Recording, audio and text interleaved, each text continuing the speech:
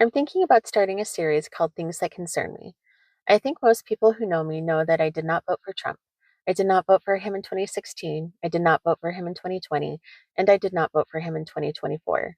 There are many reasons why I was concerned about him taking the presidency, which is why I'm thinking about doing this series. Even though I am not a content creator, I'm not a political science major, I'm not a lawyer. But I am a thinker, I'm compassionate, I'm a healthcare professional, a respiratory therapist. I'm a daughter, a sister, an aunt, a friend. I believe to my core that people should be treated humanely. I am a neurodivergent, a Christian, and I have always had the capacity to look for the good in people. For those of you who knew Andrew, that was one of the things about me that drove him crazy, but he appreciated it, mostly. Here is an article from the Associated Press written by Eric Tucker and Alana Durkin-Riker that was updated on January 27th, 2025 at 7:09 p.m. Central Standard Time. The article is titled, Trump's Justice Department Says It Has Fired Employees Involved in Prosecutions of the President. Okay, here we go. The Justice Department said Monday that it had fired more than a dozen employees who worked on criminal prosecutions of President Donald Trump, moving rapidly to pursue retribution against lawyers involved in the investigations and signaling an early willingness to take actions favorable to the president's personal interests. The abrupt termination targeting career prosecutors who worked on special counsel Jack Smith's team is the latest sign of upheaval inside the Justice Department and is consistent with the administration's determination to purge the government of workers it perceives as disloyal to the president. The norm-shattering move, which follows the reassignment of multiple senior career officials across divisions, was made even though rank-and-file prosecutors by tradition remain with the department across the presidential administrations and are not punished by virtue of their involvement in sensitive investigations. The firings are effective immediately. Quote, today, Acting Attorney General James McHenry terminated the employees of a number of DOJ officials who played a significant role in prosecuting President Trump, said a statement from a Justice Department official. Quote again, in light of their actions, the acting attorney general does not trust these officials to assist in faithfully implementing the president's agenda. This action is consistent with the mission of ending the weaponization of government. End quote. It was not immediately clear which prosecutors were affected by the order or how many who worked on the investigations into Trump remained with the department as Trump took office last week.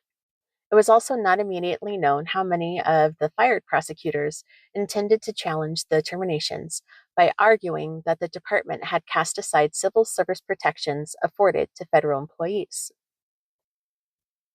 The action was the latest effort to turn the table on criminal investigations that for years shadowed Trump, resulting in separate indictments that never went to trial and were ultimately abandoned. On his first day in office, he issued sweeping pardons and sentenced computations to more than 1,500 supporters charged in the January 6th riot at the U.S. Capitol, a massive clemency grant that benefited even those found guilty of violent attacks on police, as well as leaders of far-right extremist groups convicted of failed plots to keep the Republican in power. Trump has long sought to exert control over the Justice Department that investigated him both during his first term as well as during the last 4 years under former Attorney General Merrick Garland. He has repeatedly said he expects loyalty from a law enforcement community trained to put facts, evidence, and law ahead of politics. His move to put close allies in high-level positions, including replacing his first FBI director, Christopher Wray, with loyalist Kash Patel. Trump's pick for Attorney General, Pam Bondi, said at her confirmation hearing this month that she would not play politics, but did not rule out the potential for investigations into Trump adversaries like Smith. Smith resigned from the department earlier this month after submitting a 2-volume report on the twin investigations into Trump's efforts to undo the 2020 presidential election and his hoarding of classified documents at his Mar-a-Lago estate in Florida. At least one other key member of the team, Jay Bratt, also retired from the department this month after serving as a lead prosecutor in the classified documents case. Both the election interference case and the classified documents prosecutions were withdrawn by Smith's team following Trump's presidential win in November, in keeping with long-standing Justice Department policy. The firings were first reported by Fox News. So, what it is about this article, and just generally other things I've heard, some of the time when Trump is speaking, or his press secretary, or others within his administration, is the term loyalty. They talked about disloyalty and about being loyal to President Trump. And it concerns me because it feels something more than serving the president. Because, yeah, there are going to be tons of positions of where you're in service to the president. That's part of the whole reason why he makes his whole administrative workup whenever he becomes a president. Every president does that. That's nothing that's new. But the fact that there have been multiple times referencing how he wants people there in service that are loyal to him, that's where it doesn't quite sit right to me. There definitely, I feel, as the American citizen I am, you are loyal to your country. You are loyal to your constitution. But saying that you are loyal to a single entity, a single person, that's where it just really starts to rub me the wrong way. And it feels, I really don't want to throw out the words. I mean, everyone's throwing out these words, oligarchy, uh, monarchy, and I'm not necessarily wanting to throw those out quite yet, because I feel one of the biggest things that's been happening, we're entering the third week now. I read this article right whenever it came out earlier last week, and that was the beginning of his second week in office. Now we're in the third week since he's taken the oath and gotten back in office. I feel we're all on both sides being very reactionary to everything that's being said, everything that's coming down, every conference that there is that they air. There's just a ton of reaction. And there's so much reaction. I think it's happening before anyone is taking the time to kind of sit and digest everything that's coming down.